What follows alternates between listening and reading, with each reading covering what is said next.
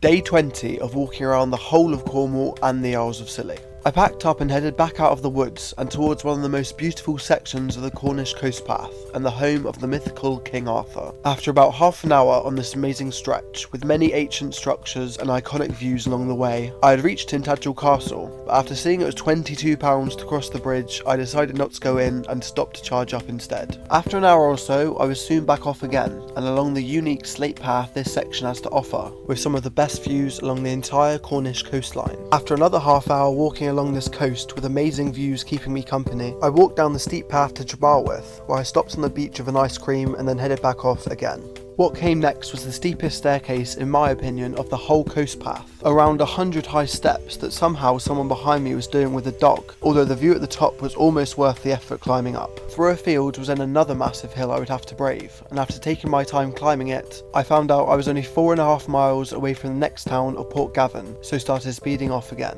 The next 5 miles were very up and down, but the views helped push me towards the next village, and after a few hours traversing cliffs, cow fields, and wondering what in Cornwall's name happened to the guy who left this crock, there were only a few more corners left until I could have a break and have some proper food. Walking into Portgavin, there were no cafes or pubs open, so I pushed on to Port Issac, where I reluctantly paid £30 for this burger and drink, a big theme on the coast path, before having to get moving again. After having a quick walk through the village, I was back on the coast path, and after putting my whole hand in a stinging nettle bush, the sun was going down and I was looking for a place to camp tonight. After being tempted by this area, I decided to push on up the staircase, which ended up being a terrible decision as there were no good wild camping spots for another couple miles, and as it turned to darkness, I was looking for the first spot I could find. Down the big staircase, I found a field which would make a decent spot for the night, and now dark, I put up my tent. Follow me for day 21, where I wake up from my tent soaked from the rain overnight and cross the Camel River to Padstow.